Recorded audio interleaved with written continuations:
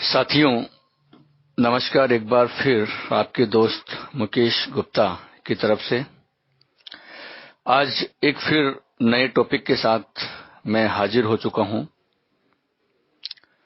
दोस्तों, आज जो मैंने टॉपिक चर्चा के लिए चुना है वो है, काफी खबरों में यह बात रही है कि वर्तमान में जो हमारी सरकार है, नरेंद्र मोदी जी के नेतृत्व में, सरकार ने एक सुझाव दिया है। विशेषकर हमारे प्रधानमंत्री नरेंद्र मोदी जी ने भी एक मंशा जाहिर की है कि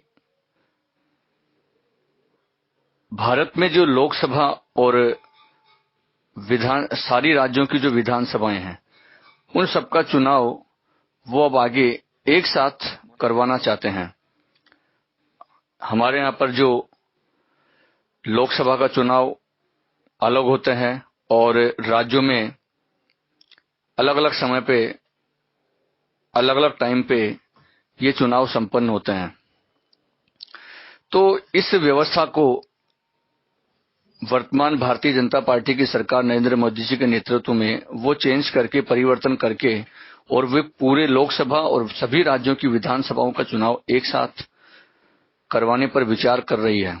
तो साथियों, आज हम जो चर्चा करेंगे, हम जो विचार करेंगे, जो डिस्कस करेंगे, वो इसी विषय पर कि यह जो वर्तमान सरकार का जो विचार है, ये कितना अच्छा है, इससे कितना फायदा होगा और क्या क्या इसके पॉजिटिव पॉइंट है, क्या क्या इसकी अच्छाइयां है इस विचार की, और क्या क्या इसमें खामियां हैं या क्या इसमें बाधाएं हैं, चुनौतियां हैं, क्या इसकी व्यवहारिकता है, क्या यह लागू हो सकता है। तो इस सब के बारे में आज हम चर्चा करेंगे। तो जब से नरेंद्र मोदी जी की सरकार आई है, तब से एक मंशा थी, और इसको कई बार जाहिर भी किया गया है। तो इसके लिए, और हमारे राष्ट्रपति जी ने भी एक बार शिक्षक दिवस के दिन जो वो अपने स्पीच में उन्होंने सरकार की इस विचार पर खुशी जाहिर की है कि अगर ऐसा होता है तो बहुत अच्छी बात है। सरकार ने भी वर्तमान में एक मंत्रिमंडलीय समूह एक गठित किया है इस बात के ऊपर विचार करने के लिए कि यह कितना व्यवहारिक है, और इसके ऊपर विचार करने के लिए, सिफारिश के लिए एक ये मंत्रिमंडलीय समूह गठित किया है। इसके अलावा विधि मंत्रालय ने भी हमारे चुनाव आयोग जो है, राष्ट्रीय चुनाव आयोग, उससे भी इस जो बात पर, इसकी जो दोनों लोकसभा और राज्यों की विधानसभाओं के एक साथ चुनाव करवाने की व्यवहारिकता पर एक सुझाव, और इसकी कितना ये व्यवहारिक है, इसके ऊपर एक सुझाव मांगा है। तो अगर हम देखें तो पहले हम इसके ऊपर चर्चा करेंगे कि ये वास्तव में सुझाव है वो, इसकी क्या क्या खूबियां, इससे क्या फायदे होने वाले हैं और ये कितना अच्छा है, और इससे इसके पॉजिटिव पॉइंट क्या क्या है। तो मेरे हिसाब से मुझे लगता है कि सरकार द्वारा ये जो विचार किया जा रहा है, बहुत अच्छा ये कदम है, और इसमें काफी फायदे हो सकते हैं देश के लिए और देश की जनता के लिए। अगर हम फायदों का जिक्र करें, इसके सकारात्मक बिंदु अगर हम देखें, तो एक सबसे महत्वपूर्ण फायदा, अगर लोकसभा और सभी राज्यों की विधानसभाओं का चुनाव एक साथ होता है, तो उससे एक तो इतना जो पैसा चुनाव में आज हमारा खर्च होता है, लोकसभा के चुनाव में देखो चाहे फिर विधानसभाओं के चुनाव में देखो, तो और कितना समय बर्बाद होता है। तो आर्थिक फायदा हमको होगा, बहुत सारे जो जनता के पैसे की बचत होगी, तो आर्थिक फायदा है, और दूसरा समय की बचत होगी। तो ये बहुत महत्वपूर्ण फायदा, क्योंकि अगर हम देखते हैं कि कोई सा साल शायद होता होगा, कोई साल ऐसा होता ही नहीं है कि जिस साल चुनाव होते ही नहीं हो। कहीं न कहीं हम देखते रहते हैं, अखबारों में पढ़ते रहते हैं, कभी किसी राज्य में चुनाव, कभी किसी राज्य में चुनाव, फिर लोकसभा में चुनाव, फिर स्थानीय निकायों के चुनाव। मतलब एक पूरे इतना बड़ा देश है, तो हर समय चुनाव का माहौल रहता है। तो उससे क्या है कि बहुत सारा जो समय भी बर्बाद होता है, पैसा भी बर्बाद होता है। तो एक फायदा इससे होगा कि पैसे की बचत होगी और समय की बचत होगी। और इसमें एक बहुत बड़ा नुकसान जो वर्तमान जो है अलग अलग चुनाव होने में, उसमें एक ये भी होता है कि सरकारों का पूरा ध्यान वो हमेशा उन चुनाव में ही रहता है। वो विकास कार्यों पर, डेवलपमेंट के ऊपर वो उतना ध्यान नहीं दे पाती जितना देना चाहिए। क्योंकि मान लीजिए एक बार अभी सरकार चुन गई, केंद्र की सरकार चुनकर आ गई, फिर किसी राज्य में अगर मान लीजिए चुनाव आ गए, तो फिर उस केंद्र सरकार का ध्यान या प्रधानमंत्री या उस पार्टी का ध्यान उस राज्य में अपना चुनाव प्रचार करने में लग जाता है। फिर चुनाव आचार संहिता लग जाती है, तो विकास कार्यों में ध्यान उतना नहीं दे पाती। और अगर दे भी पाती है तो फिर जो आचार संहिता लग जाती है तो उसमें बाधा आती है।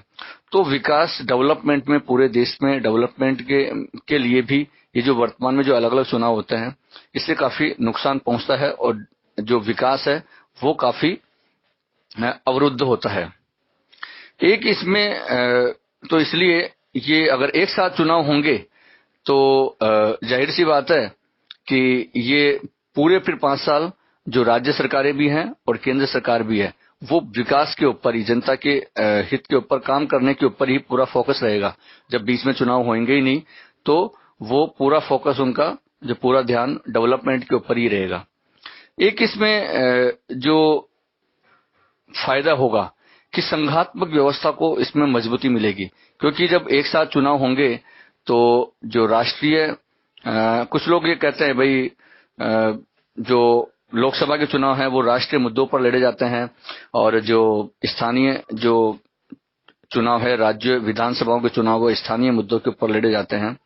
तो उसमें कई बार क्या होता है कि जो विभिन्न जो सरकारें हैं, जो अगर मान लीजिए केंद्र में अलग पार्टी की सरकार है और राज्यों में विधानसभाओं में, राज्यों में अलग पार्टी की सरकार है, तो फिर उससे होता क्या है कि जो अगर अलग अलग चुनाव होते हैं तो वो अलग अलग पार्टियों की सरकारें आती है, और उससे संघात्मक व्यवस्था, जो सहकारी संघवाद हम जिसको बोलते हैं, उसमें काफी एक तरह से उतना मजबूत नहीं हो पाती है संघात्मक व्यवस्था। तो उससे अगर एक साथ चुनाव होंगे, एक तो ज्यादा संभावना ये होगी कि केंद्र सरकार और राज्यों की सरकार, अधिकतर, सारा नहीं कह सकते हम, अधिकतर एक ही उसमें पार्टी जीतकर आएगी। तो फिर उससे क्या है कि जो केंद्र और राज्यों के बीच जो टकराव की स्थिति रहती है, कई बार शायद उसमें भी कमी आ सकती है। इसके अलावा जो भ्रष्टाचार है, जो काला धन है, उसमें भी कमी आएगी। क्योंकि जब बार बार चुनाव होते हैं तो फिर वो जो काफी पैसा, जो काला धन है, वो पैसा इन चुनाव में प्रयोग होता है, तो वो उसमें भी एक साथ अगर चुनाव होता है तो उसमें भी कमी आएगी। तो ये सारे फायदे हम मान सकते हैं कि अगर राज्यों की विधानसभाएं हैं और लोकसभा है उसमें हो सकते हैं। लेकिन बात यह है कि इसकी चुनौतियों वाली बात है कि हमारे सामने बहुत बड़ी चुनौतियां भी है कि इस व्यवस्था को अगर लागू किया जाता है या लागू करने में क्या क्या चुनौतियां हैं। अगर हम चुनौतियों की बात करें तो सबसे प्रमुख चुनौती इस व्यवस्था के सामने है कि आज हम चुनाव में देखते हैं कि इतनी बड़ी जनसंख्या वाला देश हमारे हैं, अगर लोकसभा और सारी राज्यों की विधानसभाओं के चुनाव एक साथ होंगे तो इतना जो आधारभूत संसाधन, इतनी वोटिंग मशीनें, इतनी जो प्रशासनिक मशीनरी, कर्मचारी और विशेषकर सुरक्षा बल, जो चुनाव में इतनी सुरक्षा की मजबूती करने के लिए चुनाव आयोग को इतनी सुरक्षा करनी पड़ती है, इतने पुलिस और जो अर्धसैनिक बल, सीआरपीएफ, जो इतने जवान उनको चाहिए होते हैं, तो वो व्यवस्था कहां से होगी। तो ये सबसे बड़ी चुनौती है।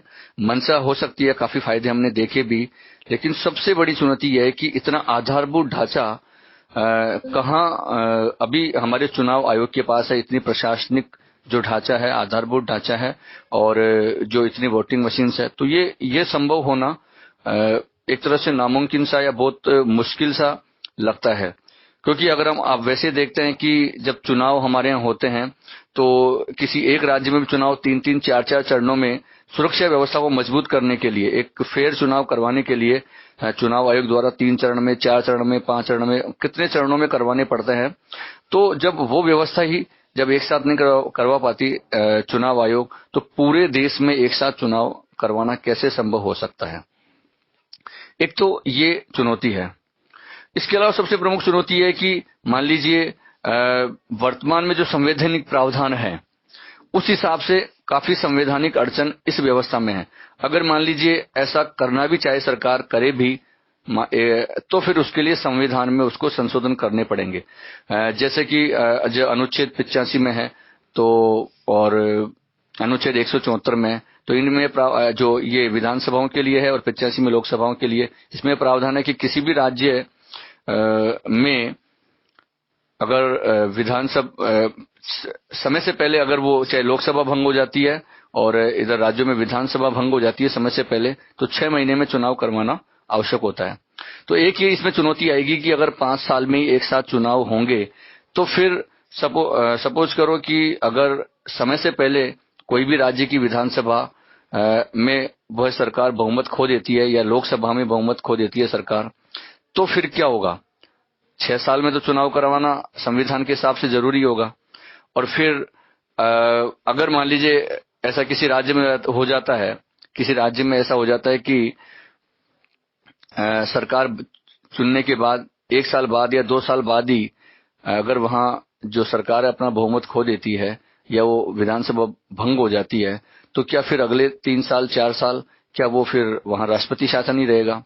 तो एक ये संवैधानिक ये अड़चन काफी है। तो ये भी थोड़ा व्यवहारिक रूप से लगता नहीं है कि ये कैसे संभव है कि ये तो एक संवैधानिक में परिवर्तन करना पड़ेगा और थोड़ा संघात्मक व्यवस्था की अगर हमने जो चर्चा करी, जो खूबी हमने देखी, लेकिन यहाँ वो संघात्मक व्यवस्था के हिसाब से, क्योंकि हमारे यहाँ संविधान राज्यों और केंद्र दोनों में अलग अलग सरकारों की बात करता है, अलग अलग एक तरह से दोनों में मजबूती की बात करता है, संविधान की बात करता है कि भाई संविधान के तहत कि राज्यों की सरकारें स्वतंत्र होंगी अपने हिसाब से। और अगर इस तरीके से तो फिर क्या होगा कि केंद्र और राज्यों के बीच टकराव होगा और जो केंद्र सरकार है वो वहां अगर राष्ट्रपति शासन लगता है तो एक तरह से केंद्र सरकार का पूरा नियंत्रण वहां होगा। और कई बार ऐसा भी हो सकता है कि जो राष्ट्रपति या फिर राज्यपाल के माध्यम से केंद्र सरकार उन राज्यों में वहां राष्ट्रपति शासन लगवा दे और अगले बचे हुए समय के लिए वो वहां पर अपना नियंत्रण स्थापित कर ले। तो संघात्मक व्यवस्था इससे कमजोर होगी। जो लोग इसको मतलब इसमें एक तरह से इसकी नेगेटिव पॉइंट बताते हैं, वो ये कहते हैं कि संघात्मक व्यवस्था के लिए कमजोरी होगी या संघात्मक व्यवस्था इससे मजबूत नहीं, इससे बल्कि इससे संघात्मक व्यवस्था को बड़ी चोट पहुंचेगी। तो ये भी इसमें एक बाधा है। एक इसके अलावा अगर हम बाधा करें कि वर्तमान में जैसे अब जो कार्यकाल है लोकसभा का, और अब कई राज्यों में चुनाव हैं, कई राज्यों में अगले 1 साल 2 साल अगले साल भी चुनाव होने हैं, कई राज्य में फिर उसके बाद चुनाव होने हैं और अभी लोकसभा में अभी टाइम बाकी है। तो फिर ये कैसे संभव है, उसके लिए पूरी राजनीतिक सहमति जरूरी होगी। मान लीजिए सरकार अगर कुछ राज्यों की विधानसभाओं में या तो उसको समय से पहले उन विधानसभाओं को भंग करना पड़ेगा और या फिर उनका जो कार्यकाल बढ़ाना पड़ेगा, तो इसके लिए भी संविधान में संशोधन करना पड़ेगा। और इसके अलावा फिर राजनीतिक सहमति, क्योंकि जहां गैर जो भाजपा सरकार है जहां, तो वहां फिर वो राजनीतिक दल इसके लिए सहमत हो। तो ये भी एक बहुत बड़ी चुनौती है कि सारे राज्यों की जो सरकारें हैं उनको एकजुट करना और इस मुद्दे के ऊपर सहमति उनसे लेना। और ये कैसे संभव हो सकता है? और अगर मान लीजिए जो वर्तमान जो बीजेपी शासित दल जहां दल है वहां की मंजूरी मिल भी जाए, तो फिर जहां कांग्रेस शासित या अन्य पार्टियों की जो सरकारें हैं तो फिर वहां कैसे संभव हो सकता है? और उनकी सहमति बहुत जरूरी होगी। तो वो भी एक बहुत बड़ी चुनौती वर्तमान हमारी नरेंद्र मोदी जी या प्रधानमंत्री जी के सामने होगी, सरकार के सामने होगी कि उनको कैसे इस बात के ऊपर सहमत किया जा सकेगा। तो ये सारी इसमें अड़चने होंगी कि जिससे कि ये जो बाधा इस पूरी व्यवस्था में आने वाली है। और भी इसमें कई रीजन हो सकते हैं, लेकिन अगर हम व्यवहारिक दृष्टि से देखें तो हमने सकारात्मक बिंदु भी देखे और नकारात्मक बिंदु भी देखे। लेकिन अगर ऑल ओवर अगर हम देखें, इसकी पूरी व्यवहारिकता के ऊपर हम जांच करें, तो मुझे लगता है, अगर मैं मेरा पर्सनल व्यू कहूं, तो मुझे लगता है कि अगर सरकार मन बना ले, अगर सरकार चाहे, तो इन बाधाओं से निपट सकती है। अच्छा, इसमें एक व्यवहारिक सुझाव ये दिया जा सकता है कि जैसे सरकार एक साथ चुनाव करवाना चाहती है, तो बहुत अच्छा रहेगा कि मेरे हिसाब से कि साल में 2 बार चुनावी जो समय रखा जा सकता है कि 2.5 साल में। तो उसमें क्या होगा कि अगर मान लीजिए किसी राज्य में विधानसभा कहीं भंग हो भी जाती है, तो वो 1 साल तक तो राष्ट्रपति शासन 1-1.5 साल लग सकता है, वो कोई दिक्कत नहीं है। तो अगर एक निश्चित हो जाए कि हर 2.5 साल की अवधि रख दे कि ढाई साल में चुनाव हो जाएंगे, तो एक सुनिश्चित उससे हो जाएगा कि भाई उन्हीं उन्हीं एक बार अगर 2.5 साल में हो गए, तो फिर नहीं अगले जो उस बीच में अगर किसी भी राज्य की विधानसभा भंग हो जाती है, तो अगले 2.5 साल में फिर चुनाव हो जाएंगे। तो ऐसे जहां 5 साल पूरा चलता है वहां, और फिर नहीं बीच में अगर जरूरत हो तो फिर 2.5 साल के अंदर चुनाव हो सकते हैं। तो ये एक व्यवहारिक पॉइंट हो सकता है। और अगर सरकार को पूरे 5 साल के लिए ही अगर ये मन बनाना है, तो उसके लिए एक तो जो हमने बात करी कि जो प्रशासनिक मशीनरी, जो चुनाव आयोग के लिए जो पूरा आधारभूत ढांचा, वो पूरी व्यवस्था करनी पड़ेगी। हालांकि चुनौती होगी, लेकिन अब सरकार उसके लिए यह है कि एक लगभग एक महीना, 2 महीना, 2-3 महीने शायद मुझे लगता है कि उसमें चुनाव में लग सकते हैं। अगर एक साथ वो चुनाव, क्योंकि अलग अलग चरणों में करवाने पड़ेंगे, पूरी जो अगर हम सुरक्षा की बात करें और पूरे अगर आधारभूत या पूरी जो ढांचे संसाधनों की बात करें, तो वो हो सकता है। और इसके अलावा जो सरकार को राजनीतिक दलों से सहमति बनानी पड़ेगी, और सरकार जनता का व्यू जाने, जनता में इसके ऊपर बहस होनी चाहिए, जनता अपना जो व्यू दे कि जनता इसके पक्ष में है या विपक्ष में है। और जो विभिन्न राजनीतिक दल है, विभिन्न जो गैर सरकारी संगठन है, इसके अलावा जो चुनाव आयोग है, इन सबकी जो सिफारिश देखकर, इनका सबका व्यूज जानकर, इनके सबके विचार जानकर और जनता के विचार जानकर, ये सब करके अगर इसके पक्ष में, मेरा मानना है कि अगर इसके पक्ष में एक माहौल बनता है, अगर सहमति होती है, तो जरूर सरकार को ऐसा करना चाहिए, जिससे काफी फायदे, नुकसान मेरे हिसाब से कम है। चुनौतियां हैं, लेकिन उनसे पार पाया जा सकता है। और इनके जिसके फायदे हैं, जो मूल रूप से हमने बात करी कि समय की बचत, आर्थिक जो फायदा है वो इसके अलावा जो भ्रष्टाचार को रोकने के लिए और काले धन की मुक्ति पाने के लिए, इन सब फायदों के लिए, और एक स्वच्छ लोकतंत्र, एक लोकतंत्र को मजबूत बनाने के लिए, संघात्मक व्यवस्था को मजबूत बनाने के लिए ये काफी एक महत्वपूर्ण कदम सरकार का साबित हो सकता है। आप भी दोस्तों अपने विचार इस मुद्दे के ऊपर दे सकते हैं कि आपको क्या लगता है, आप सहमत है या असहमत है, और इसके पक्ष या विपक्ष में कोई तर्क या बिंदु मुझे जहां तक समझ में आया, जो मुझे लगे, वो मैंने दिए। आप भी इसके बारे में अपने विचार दे सकते हैं। तो धन्यवाद साथियों, फिर अगले नए टॉपिक के साथ कल हम मिलेंगे। बहुत बहुत धन्यवाद।